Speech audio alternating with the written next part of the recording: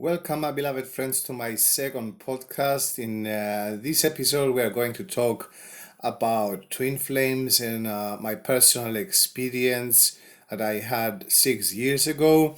And of course, I am your VIP coach, Alex Ftoulis. I am an author, entrepreneur, and a researcher in the domains of analytical and personality psychology, quantum mechanics, cognitive sciences, and many more. So that was something I wanted to talk a long time right now. Of course, I wrote so many articles in my blog, Laughing Socrates, but I never talk about my own personal story. Because it has so many wonderful information inside, I wanted to share it with you so you will understand what a real twin flame process is and how one can navigate through it without doing the same mistakes that I did. So the first time I met her was online. I was fascinated by a video, if I remember right, that she posted. Back in the day, she was vegan and she was really into that. She used to go to farms and expose the violence against animals. And of course, as a vegan myself and an activist of the past 14 years, I was really fascinated. Of course, another thing that drew my attention, she had really good marketing skills, and I found later that she studied actually marketing. And back in the day, I wanted to have someone in my company to take care of my of the marketing department. So I sent her a message and to meet, and that didn't happen for 6 months. And I somehow forgot about it. But after 6 months, I moved and I rented a place that later became an organization and the place that I was doing seminars, satsangs, and all sorts of charity to help the young people of my country. And the day I opened that place, I sent her a message. I remembered about her. And of course, again, I wanted someone to head my the marketing department, and I wanted to have a collaboration with her. Also, another thing that I need to mention, I had no clue about twin flames, and I had no intention to be in any kind of relationship with her because I saw in her Facebook profile that she was with another guy, but I immediately recognized that she didn't have a nice relationship with him. But again, that was not my purpose to have any kind of relationship with her.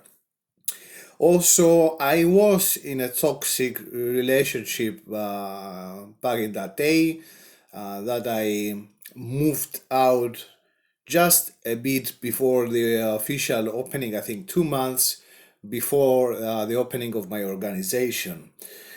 And at that day, she came, and she also came.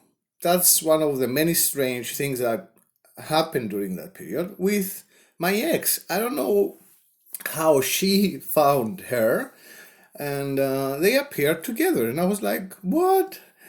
And okay, we did the opening. I did a mini like seminar or introduction about the idea of the organization I created back in the day, and everyone left at the end of the day. Just but her and my ex stayed until the very end because I also had a friend there that they knew him. So we started talking, nothing like not something important. I mean, we were just talking, and I immediately from that day I started feeling strange energies, and not just the energy of feeling sadness or happy or this, literally vibrations within my body. And after, of course, I realized through my blog Laughing Socrates and through my connection with 2 million people worldwide that it wasn't only me. Many other people had this strange phenomenon when they met their twin flame, and it wasn't a nice sensation. I mean, where she stood inside that place, when I was passing by that area, I felt these strange vibrations within my body. It was a feeling of uneasiness and like something artificial, not a normal energy. Till today, I had a lot of theories about that, but I don't want to go further into that discussion because it's really not for everyone. So, um, days went by. I didn't call her again, and one day she calls me 12 o'clock at midnight. She says to me, "You know, Alex, I finished my job. Do you want to go out for an ice cream?" It was like 12 at midnight.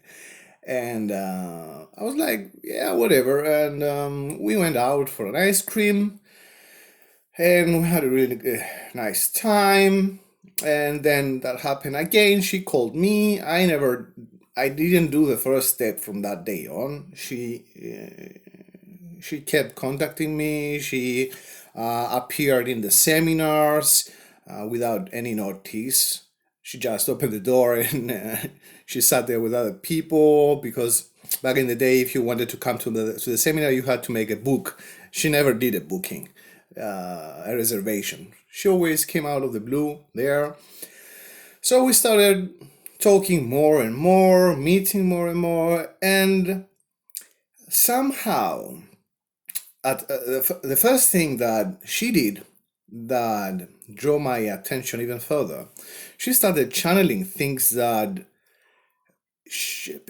nobody knew about me. Nobody knew about me. She told me things that I was hiding. I was personal things regarding my own experiences I had because I was abused when I was a child.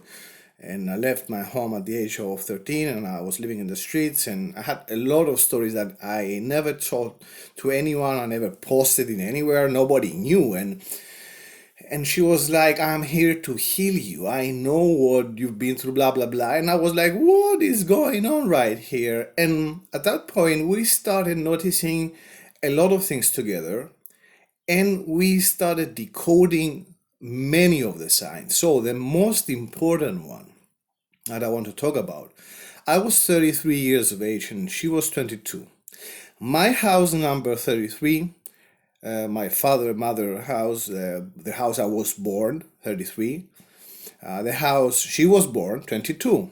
33, 22. Every little thing was 33 and 22. 33 and 22 are master numbers. The 33 is the master teacher, and the 22 is the master builder. And here we have the first phenomenon of twin flame relationship, the mirror, and the manifestation power. Because I was teaching, I was helping her to elevate her consciousness, but she was manifesting everything immediately. I mean, the things that we experienced together were out of this world. My every thought, my every emotion, my every fear, my anything, she was doing that. She was literally like shape-shifting realities. Things happen almost instantaneously. It was something really, really, really strange. Synchronicities, of course, out of the roof. And both of us, we kept taking notes. But again, I personally had no idea about twin flames. We were just trying to decode what was happening between us. So our connection for the next 6 months, it became really, really strong. We went through the bubble phase, and I will never forget that. We were in my bedroom. Of course, we had no relationship. We didn't even kiss. We didn't even do anything. But we were together almost all day, and we were working on my organization, doing marketing, promoting it, building it, creating seminars, decoding, learning constantly. She was learning from me. I was learning from her. I mean, it was daily until every day till the 6 o'clock in the morning we were together, and every day at 6 o'clock in the morning she was going back home to her home. And the bubble phase happened in my bedroom. The energies were so amplified, and we hugged each other literally. I don't know if it was 2 hours or 3 hours. I'm not kidding you. The feeling we felt coming through our hearts, and literally that's the bubble phase. Our heart chakra expanded. The bliss I felt at that moment, I never felt it in my life, and I don't believe that I will ever feel that emotion again. And all these things, this is what creates the attachment with twin flame couples. And of course we have all these addictions in the twin flame communities that they turn toxic at one point, of course. And at that point, of course, things shifted dramatically. We were getting closer and closer, and when she started coming like much more physical, closer to me, I told her, that's I have not that intention, because of course she was still with that ex. She wasn't in a relationship with him, but she didn't break that connection with him. And she was like, I still have things to do with him, to tell him, but I feel closer to you and I want you to be in my life, etc., etc. But I was like, no, I don't feel even, I mean, not even, I wasn't feeling good even touching her. I mean, we didn't even kiss her at that moment. And one day she comes 4 o'clock in the morning in my house, knocks the door. I was like, who is that at that hour? I was sleeping. I opened the door, and she comes inside and she says to me, I broke up with him. Of course, that wasn't completely the truth, as long as many other things that I discovered later. And slowly, after 6 months, one day she grabbed me by the neck and she kissed me. Of course, everything was totally romantic, totally beautiful, more than beautiful. It was so intense. Everything we did, it was so intense. It was not like an ordinary relationship. And we didn't have a sexual connection. This is one of the main problems I also talk about the videos. I was the one that I wanted to have a much more intimate relationship with her and have a physical connection with her, and she was like, no, let's keep it like that. And this is the mistake that we do. We try to make that relationship, that connection, that wonderful, that amazing, rare connection into something human.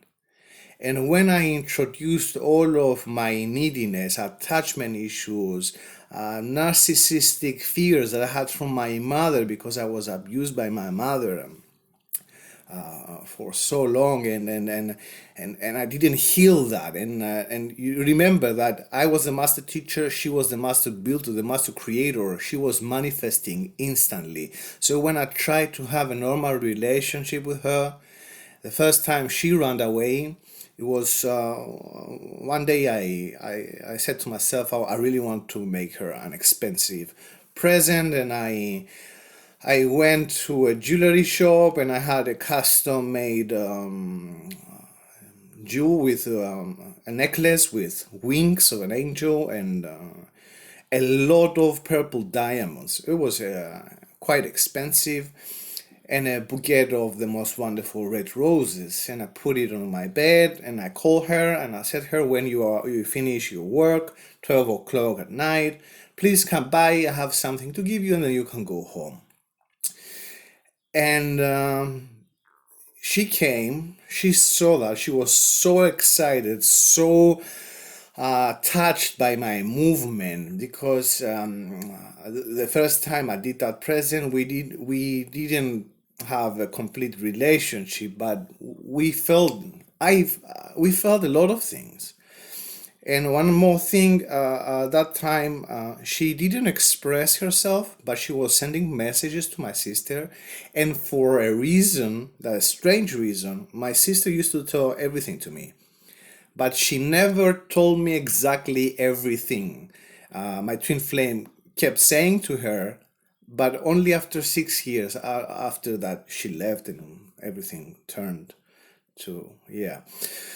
So when I did that present to her, she went immediately to the refrigerator and started drinking wine. She never drank alcohol, but she didn't know how to react. And the next day she disappeared. And I saw her posting in the Facebook that she was with her ex and she was having a nice time. And of course I was broken into a million pieces. That was the first time she ran away for 2 weeks. She didn't reply the messages. Of course, we didn't fight, and that kept happening. The next time she came back, I forgave her. We had more amazing connection. We did all the romantic things anybody can dream of. We used to go together to abandoned, newly built houses up in the hills, and we were watching the town at night. We were going by the beach and creating all these structures with the rocks, balancing the rocks. We we were so connected, and she kept running randomly because I was avoiding love. I was afraid. And she reflected that to me. Of course, I never blamed her. Back in the day, I didn't want to believe all these energy things happening to me and all these dynamics. But I had to start from somewhere to have a comprehension of what is going on. I have no clue about twin flames until the final day she left. And she, before she left completely, she ran away like 3, 4 times. She was going away 2 weeks, 3 weeks, and at Christmas she left for 1 month, and then she disappeared completely. And she came one day before my birthday. I created a video in my YouTube channel about that.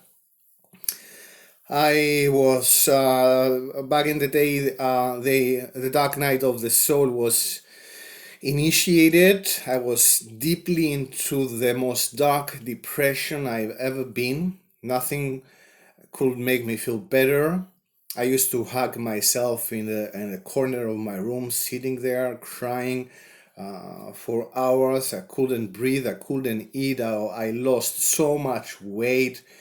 Even people was like, they couldn't recognize me. I completely, I was devastated. I was broken in so many ways that I will never wish that to my worst enemy. The Dark Night of the Soul is not a game. And the energies I used to feel were so dark, so deep. And she appeared while I was in that process one day before my birthday for the final blow. Imagine being in such a depressive state.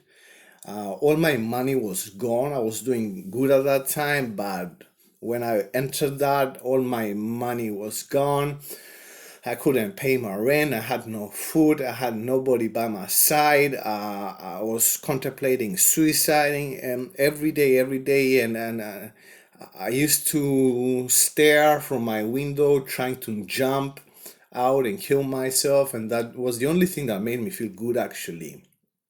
And as I said, that's an allegorical thing, because killing yourself is killing your old self, the self which carries all these attachments, these issues, these thought patterns that most of us have. That's why when we fall in love, we call it like that, fall, and it's wrong. I said it so many times. We should never fall in love, but we should rise in love and learn how to love completely. And that was the first lesson she told me. She always used to say to me, Alex, you need to learn how to love unconditionally, because with my own conditions and attachments, I made her feel burden. I made her feel like I was controlling her. I had not such intention, never in my life, but that was how I was raised in that society. I want her to be mine. I want her to have eyes only for me. And all these energies created all the opposite effects: runner and chaser, push and pull. Each time I wanted her so much, she ran away. Every time I wanted to be with her, she ran away. So she appeared one day before my birthday, and she was like, "You remember when I asked you what's the worst thing that I can do to you?" And she asked me like 3 months before that. And I said, "Yeah, I do remember." And she opens her purse and she shows to me a ticket for Bali. Yeah. And she was like, "I'm leaving forever." I was already so depressed and I was sick. My body was aching. I had nothing to eat for days and days, and my situation was really, really bad. And that was the final blow. I tried to hug her. I tried to wish her good. Next day was my birthday. Of course, never said to me in any big circumstance, like Christmas or my birthday. She never said to me, "Happy birthday, Alex," or this. And before, we had the most amazing relationship. And imagine someone having that deep, affectionate, romantic, beautiful, intense. It was so intense. Everything we did together. I never saw a movie that it to be so deep, according to what I experienced with her, and so many synchronicities, so many things were happening. And yeah, she came and she left. And she left. And for the next 4 months and 21 days, I lost my house. I went homeless. Of course, I had a really good friend back in the day, and he opened his house for me. But it was only a room that we were all together. We were both of us together, and it was a really tiny studio place. And I tried to work with my depression. I tried to find money. I tried to fix my business, and I also back in that moment I started working on Laughing Socrates to to speak about my experience. And the day I learned about twin flames, it was that day, one day before my birthday. She was like, "You know something? You know what we are? We are twin flames." And I was like, "What is that right now?" I didn't want to hear anything. I was so broken in so many ways, and I that was the final thing I wanted. I didn't want to study any more things. I didn't want to decode anymore synchronicities and concepts and all of these things. And I didn't look about twin flames then, but like, I don't know, 20 days after, 1 month after she left, I started looking out for that term. And when I found all these websites talking about the dynamics, my mind was blown away. I was devastated even further, because at that moment I knew that person who abandoned me was something really, really special, even in the terms of spiritual, I don't know, whatever. And it made it a lot worse. I mean, okay, when you have someone comes in your life, all right, you have something really wonderful, they go away for their reasons. At one point, you are going to go over it. But if suddenly there are so many things telling you that this person is so important and they will come back and there is a union and all this mumbo jumbo, it kept me there, and I was hoping that she was going to appear out of the blue and we're going to be in union. But at the same time, I was like, why should I have a relationship with someone who is not honest to me, who keeps abandoning me with no reason? We never had a fight. I mean, if we had something, I mean, it was like for one moment, 1 second, we never had a fight. We were in balance. We were so close together.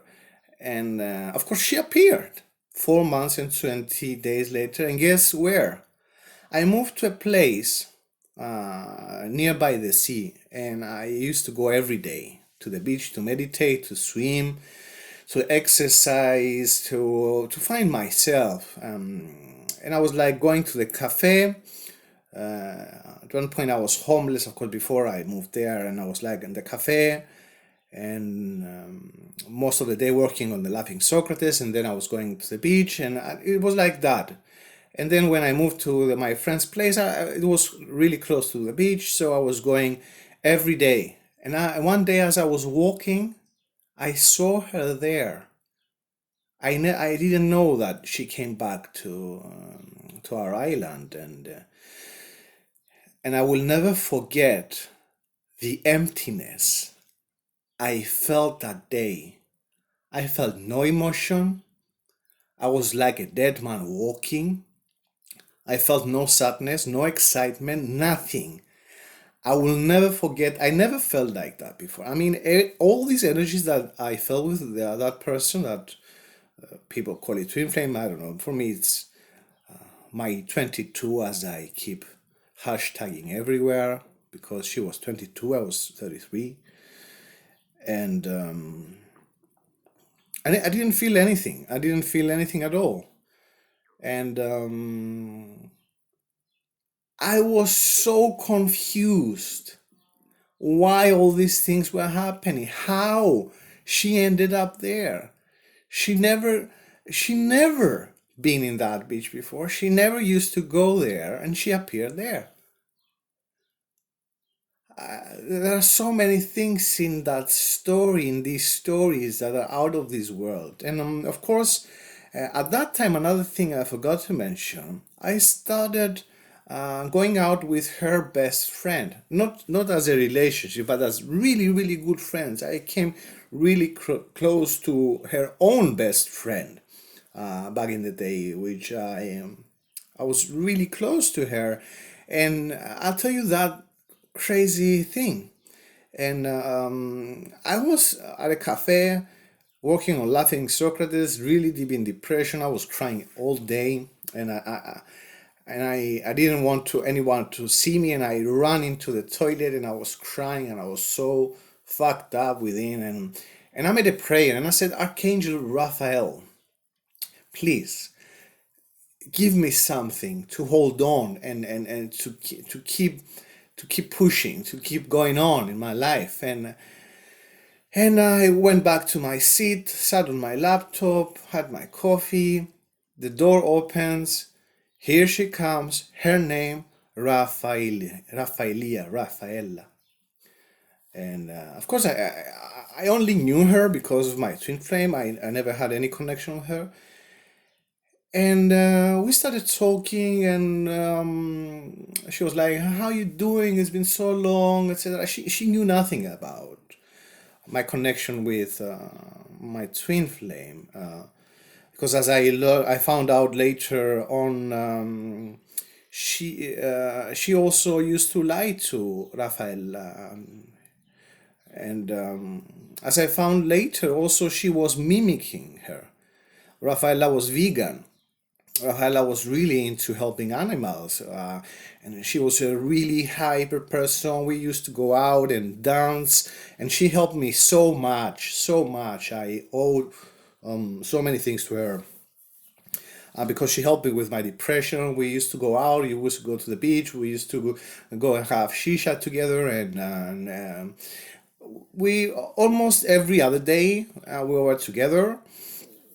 And when my twin flame came back 4 months and 21 days later, she said to her, "Tell Alex that I want to meet together." And but Rafaela, she didn't tell me anything. But instead, we went out to that club we have here in our island. It's a really big, amazing club by the beach. And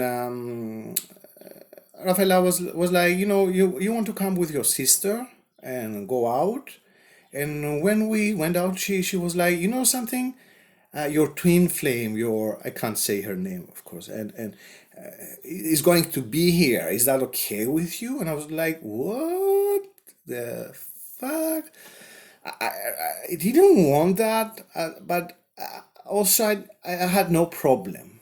I worked with most of my emotions, so I wasn't so depressed, so reactive.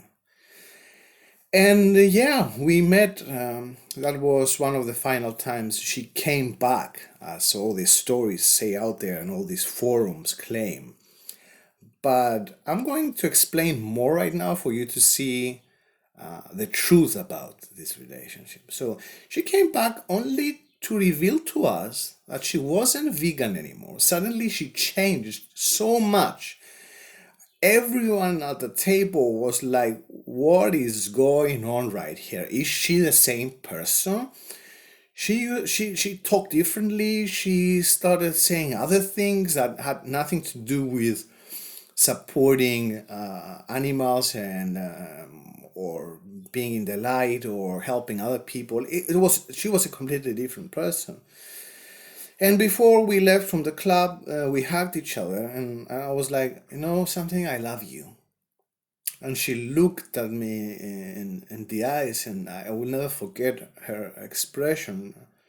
She, it was like a voice within her asking me to help her. And she was like, do you really love me, Alex? Do you still love me?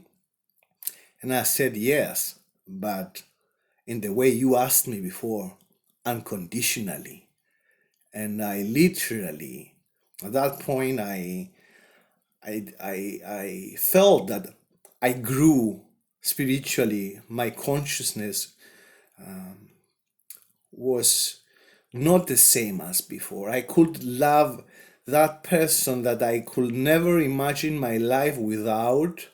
I could love her, and I was at the point that I wasn't attached with her. I didn't want to claim her in any human way to be with me, because my love was so pure that I only wanted to see her being happy, and even without me, even with anyone else. And I will never, never, never in my life believe that this was going to be possible for me. So we met 2 more times. She revealed some things that I still had to work. That's why twin flames come back after running. Remember that. They come just to show to you what is happening, where they're heading, what is their own reality right now. They reveal also a lot of things of the past you had no idea about. So you will have to work with not hating or judging, because imagine someone that you really love coming after so long and tell you, I had other relationships too. I mean, there are people that they can kill that person if someone comes to you and say to you, I was fooling with you, I was messing with you. But no, I work with that. I didn't blame her, I didn't judge her. Of course, I took notes because I had as a mission to help other people learn more about the exact dynamics of that relationship. And everything is dynamics. They reflect to you your own darkness. And instead of blaming and judging her, of course, I was lucky because I was a coach. I was studying for 20 plus years. And I knew how to start dealing with it, but I wasn't able to do that without having a test going on in my life, without actually being tested. Your knowledge only remains a knowledge, but I took the knowledge, I went through all these horrible tests for, it lasted 2.5 years. And to break the bond, I studied occultism. I started studying and diving deeper into occultism because I was into that, but I was really afraid to dive deeper. And that's one of the main helpful things your twin flame can do to you. She or he will remove fear completely out of you. So I had no fear, and I dived deeper, and I discovered so many wonderful tools that I use today with my clients in my VIP coaching sessions. And I did a ritual which only is powerful when Venus is retrograde every two years, around that period, 1.5, 2 years. And I did the ritual to break the silver cord, and what happened was crazy. Of course, the ritual is advanced. It's not only meditating, etc., etc. It's something I discovered in really ancient local books. It took me really long time, and I did that because I couldn't remove the dynamics. I mean, I worked with my emotions, I worked with my reactions, I worked with my perception, with my beliefs. I found out so many different things regarding quantum mechanics and the connection with the spiritual realm and how they affect our reality and why all these things happen. But I couldn't remove that excessive dynamic, that energy I felt within my heart chakra. I felt burden. My heart was aching. We were still connected. We were still connected. And when I did the ritual, she sent me a message. And it was a really sad message, and she felt it. She felt that I tried to break the bond, but I couldn't. I mean, there was a person that she wasn't near me. She constantly, she was avoiding me. She kept gaslighting me. All these narcissistic traits were everywhere in her own attitude. So there was no solution for me. I mean, I wasn't going to do all these crazy shadow things, shadow work, or I did it. I went through the dark night of the soul. I worked with myself. I wasn't going to do that just to be in a relationship. That's a really egotistical thing, to work on yourself or to bring someone back. Why? If they want to be with you, they will be. They will work with their own issues. This is what we need to do. And there is no union as such. The union is only there as a concept from the dark shadow workers. Of course, it's a true concept, but it has nothing to do with relationship, with being with your twin flame.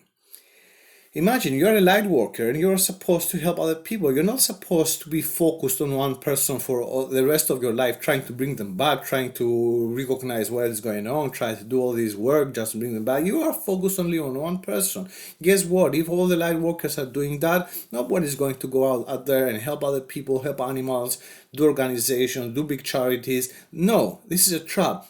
Union happens only in terms of relationship in the last reincarnation, when both of these people are in so high vibrational state and consciousness that they are together without having any physical neediness.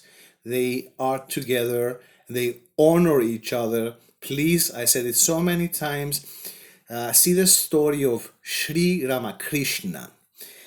He is the only one I personally found that we have a documented story regarding his relationship with Devi, his companion, his twin flame.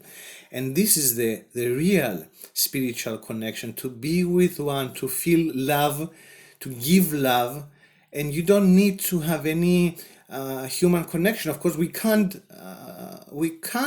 believe that. We can't experience this because we are in lower vibrational and developmental stages of consciousness, and our consciousness needs that human connection. And I said it also so many times. It's nice to have a real 3D relationship with that. I would really like to have a normal relationship with her, but that's not the purpose. I know it's cruel. I know it's hard. I know we want them. I really, really, really, really, really wanted to be with her and have sex and go to the movies. We did all these things, but all these dynamics went off the roof. Each time I pushed excess energy, excess potential. I also said that so many times in my videos. Is a concept in quantum mechanics, talked about Vadim Zeland in his book Reality Transurfing. I also did that years ago in my coaching practices when we want something really bad, or we are working with excess energies. I mean, I want something really, really bad, or I really, really miss someone. We're going to push that even further because this is the signal we give to the universe. I don't have it. This is why I want it. So the universe is going to reflect back to us, I don't have it. And each time I wanted to be with her, she ran away. I wanted to do that with her. No, the opposite happened, and the opposite kept happening until I learned to control. And when I started controlling, she appeared. We had some conversation, some final lessons, and the last time we met, we knew that was going to be the last time, and we just blessed each other to have a really nice life, do whatever they like. Of course, it took me a lot of years to completely heal and let her go. I must be sincere.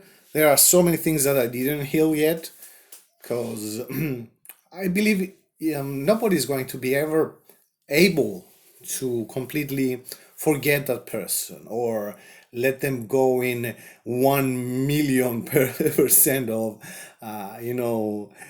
because it's you, it's me, it's my dark side, it's my love. I can't let that go from completely, but I worked with so many things just to be able to move on and help a lot of people. And I started with 2 3 people, and now we lead 2 million people in my blog Laughing Socrates, and I did that with my own expenses. And while I had no money and while I had no food, I wanted to help others because I knew that by doing that I was going to help myself and also her in her own dimension. Because until today, I pray for her, I meditate for her, I send her good energies. I'm not attached. I don't want her back. I don't call her. I don't watch her Facebook. I didn't do that for years. But I love her so much, but not in an attached way, in the way she wanted me to love her. And that's the lesson, that we made an agreement before we appear in this reality, that she's going to help me learn how to love unconditionally, to be more powerful, to focus on my mission, to do more and more things. And believe me, when she left, I did all the things I used to fear. I can't describe, I don't know where to start from. I mean, even with swimming, I was always afraid to swim from the beginning of the beach and go really deep. But I could do the opposite. I could dive deep, but I could never go from the shallow waters. When she left, not only I did that, I did it in an excessive way. I used to swim for, I don't know, hours every day, and I went really, really deep. And I had no fear. And so many things, so many things. I changed so much after she left, and I took the lesson and I bless her. I bless her. And of course, I talk about the dynamics and the psychological attributes, like there's something people need to take care, but I never say blame your twin flame or curse them or something like that. No, you must love them and bless them and let them go and learn from that. But when I talk about narcissistic traits, it's not that I blame them. All these attributes are within you also. So I hope you like that story. I wish I could make you feel some of these emotions and just to take a peek of the intensity of this holy process. It's a process. It's not a typical romantic relationship. I wish it was. I wish it was. I had so many wonderful moments with her that I never had in my life, and I don't believe that I will ever have that with anyone else. I wish that one day I might do, but I don't look that anymore. You see, you go out of that relationship, but you still need to deal with the wounds of your twin flame. It's not easy, but they are there to help you. They're there to channel to you some things that you don't know how to deal with, and you also help them. I helped her a lot. I gave her so many valuable information regarding things. I talk about my coaching practices in VIP things that only few people are aware in this world regarding occultism, quantum mechanics, etc., etc. And I teach her, and she helped me with her own attitude, with her love. She loved me. I loved her. But the union, the real union, is to find yourself, to be one with you, to learn to love others as you love yourself, to find a balance between your masculinity and your feminine aspect. Your masculine energy must be in complete balance with your feminine. And this represents defense mechanisms that we are developing after our wounds. So our masculine and feminine energies are not balanced. They are not representing the real essence of being feminine, which is a creative aspect, and being masculine, which is controlling and taking action and standing on your ground. And that's why also they come while they are in a relationship to test us if we are royal. Thank God I left my relationship 8 months before we did anything with her, and she also wasn't in a, but it was a trap. At first, I could fall in the trap, but thank God we were in a consciousness state that we knew that was wrong, and we didn't fall in. But we did so many other mistakes. But never blame your twin flame. Bless them. There are so many wonderful lessons. The push and pull dynamic happens because of excess potential. Also, the runner and the chaser happens because of excess potential, because we are trying to bring into this holy relationship a human aspect, and our human way of connecting is full of attachments, is full of old wounds, childhood wounds. We saw our mother and father being divorced, so it's inside us, and when we are trying to connect with anyone else, it's there as an energetic spectrum, as energy, and with our twin flame it interacts immediately, it works immediately. That's why they run away. We have addictions and we need to work. We have relationship where one person is married and it's a test, and then we have the union trap. People think that the union is going back with your twin flame, and we have so many shadow workers out there and dark workers that they represent themselves as twin flames just to make money out of programs, because it's easy to sell to someone something that they hope they can have. I never did that, and I'm proud for myself. I will never sell fake hope to somebody. If you are meant to be with someone, that's a normal relationship. Yeah, go have a normal relationship. Nobody says to you, don't. But your twin flame is there for a spiritual reason. And if you want to remain longer with that person, don't try to have a normal relationship with them. Fight with that urge. Learn, be with them, be friends. It's not easy. It's not easy. It's not easy. It's the hardest thing. It's the hardest thing because if you have that amazing person in your life, you want them. You want to have a relationship. That's where I failed. I could not see her just as a spiritual body. No, she was and she is the one I loved. So, thank you for staying with me in this podcast. I hope you like my story. If you resonate with that, and tell me your experiences in the comment section below. I would love to hear more about your own experiences, and visit the blog Laughing Socrates to find out more interesting information regarding twin flames, also about magic, and I have amazing vegan recipes there for you to do some donuts.